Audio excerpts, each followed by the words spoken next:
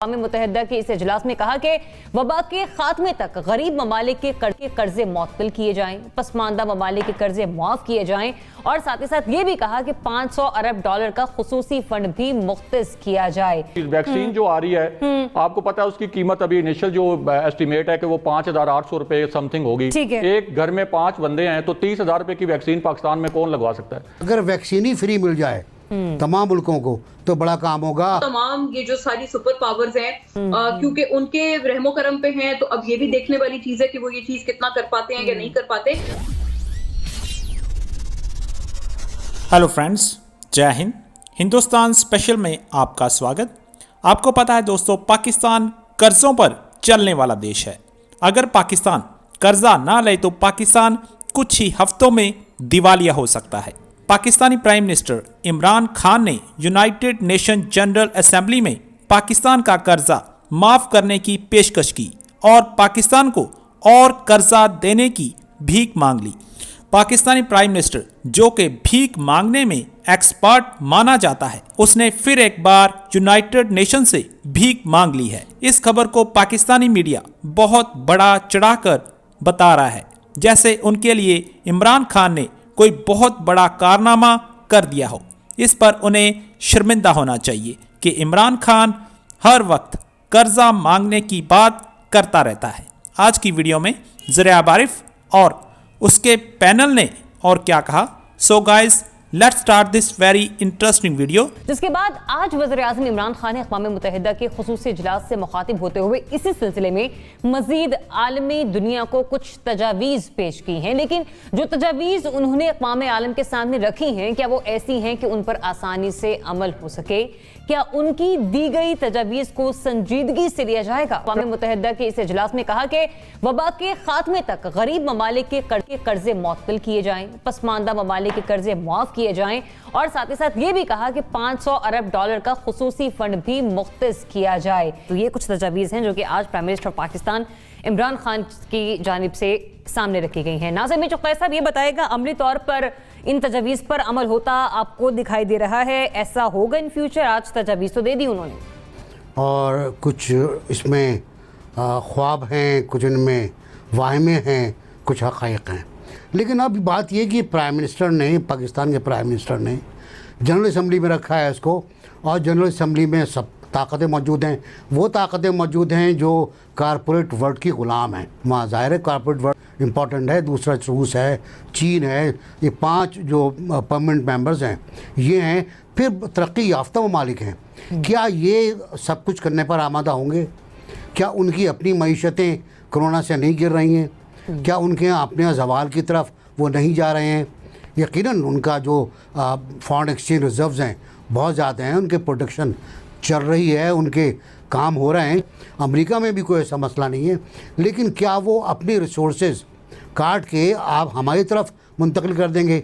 यहाँ तो कोरोना की जो वैक्सीन है उस पर झगड़ा हो रहा है कि मुफ्त दी जाए ना दी जाए। कोई मुल्क मुफ्त देने को तैयार नहीं, चुनाचे वर्ल्ड बैंक वगैरह एक कोशिश कर रहे हैं कि कुछ मुल्कों को मुफ्त वैक्सीन दी जाए। अगर वैक्सीन ही फ्री मिल जाए तमाम मुल्कों को तो बड़ा काम होगा। कर्जे माफ़ करना बहुत इंपॉर्टेंट बात है। कलील मुद्दती कर्ज़ों की बात की प्राइम मिनिस्टर ने, वो बहुत इंपॉर्टेंट है, वो मिलने चाहिए, उसमें किसी का नुकसान नहीं है। कम शराब पर कलील मुद्दती कर्जे ये मिलने चाहिए। लेकिन सब कुछ डिपेंड करता है उन ताकतों पर जिनके हाथ में मईशत की लगाम है, बागडोर है, जो सब कुछ करते हैं और कुछ नहीं करते दूसरे गरीब मुल्कों के लिए। पहले भी कुछ नहीं करते थे, उनसे खेलते थे, अब भी खेलेंगे। लेकिन अमल होना चाहिए और देखते हैं कहाँ तक बात जाती है। ठीक है, आप कह रहे हैं कि अमल होना चाहिए, लेकिन अमल होगा चाहे चंद ही तजावीज़ क्यों ना हो। एनबीसी बस क्लियर कर दीजिए ताकि फिर मैं आगे बढ़ सकूँ। मेरा ख्याल है इतना ज़्यादा अमल नहीं होगा इसके ऊपर। इब्राहिम, जितना करप्शन का पैसा लूटकर पाकिस्तान से बाहर जा चुका है, एक ह्यूज अमाउंट है, पाकिस्तान में वापस आ जाते तो लोगों की तो अगली पिछली नस्लें सवर जाएंगी। देखिए, वज़ीर आज़म साहब ने जो खिताब किया है उनकी जो लिस्ट है बड़ी विशफुल लिस्ट है और बड़ी खुशनुमा लिस्ट है। लेकिन हमें ये भी जहन में रखना चाहिए कि जब ये कर्जे दिए जाते हैं ख़ास तौर पर इंस्टीट्यूशंस की जानिब से जो आलमी मालियाती इदारे हैं, तो वो भी ये साथ आप पे एक आपको डिटरमिन करना पड़ता है और वो आप पे एक तरह से शराइत भी लागू करते हैं कि आपने ये कर्जे इस मकसद के लिए इस्तेमाल करने हैं। तो इनमें से कुछ कर्जे जो हैं वो रीशेड्यूल तो हो सकते हैं, लेकिन ये कैसे वो इंश्योर कर सकते हैं कि जो कर्जे आप माफ़ करेंगे हमारे, और उस मद में अगर हमें कोई रकम बचती है तो वो हम कोरोना से निपटने के लिए ही उन्हीं इकदामात के ऊपर जो हैं वो खर्च करेंगे। दूसरी बात यह है कि बाकी जो पॉइंट्स हैं वो बाकी हमारे जो शुरका हैं वो बयान कर चुके हैं। तो मैं इस बात पे आता हूँ कि हमें कोरोना से निपटने के लिए अपना हाउस भी तो जो है वो उसको भी तो इन ऑर्डर करना पड़ेगा। आप ये देखें कि अभी हमारे एक साफ़ी दोस्त हैं वसीम अब्बासी साहब, उन्होंने एक स्टोरी की है सिर्फ इस्लामाबाद के हॉस्पिटल्स के ऊपर, और 3 प्राइवेट हॉस्पिटल्स का उन्होंने जायज़ा लिया है, और उसमें उन्होंने बताया है कि जो F10 का एक हॉस्पिटल है मारूफ, वहाँ पे कोरोना के मरीज़ अगर कोई चला जाए तो उसका पर डे एक्सपेंस जो है वो 1.5 लाख रुपये है। शिफा इंटरनेशनल के बारे में उन्होंने बताया कि पर डे 90,000 उसका एक्सपेंस है। इसी तरह एक और हॉस्पिटल का उन्होंने जिक्र किया है जो ये ब्लू एरिया में है, जहाँ जस्टिस वकार सेठ साहब एडमिट थे, उसका 70,000 पर डे, बड़े फिगर्स के साथ और शवाहिद के साथ उन्होंने ये स्टोरी की है। तो आप मुझे बताएं कि पाकिस्तान में कितने लोग हैं जो 70,000, 90,000 और 1.5 लाख रुपए पर डे अफोर्ड कर सकते हैं कोरोना के मरीज हो जाएं और उसके बाद जाएं, और आपकी जो सरकारी हॉस्पिटल्स की कैपेसिटी है वो हमें पता है कि ना होने के बराबर है। और एक और चीज, वैक्सीन जो आ रही है आपको पता है उसकी कीमत अभी इनिशियल जो एस्टिमेट है कि वो 5,800 रुपए समथिंग होगी।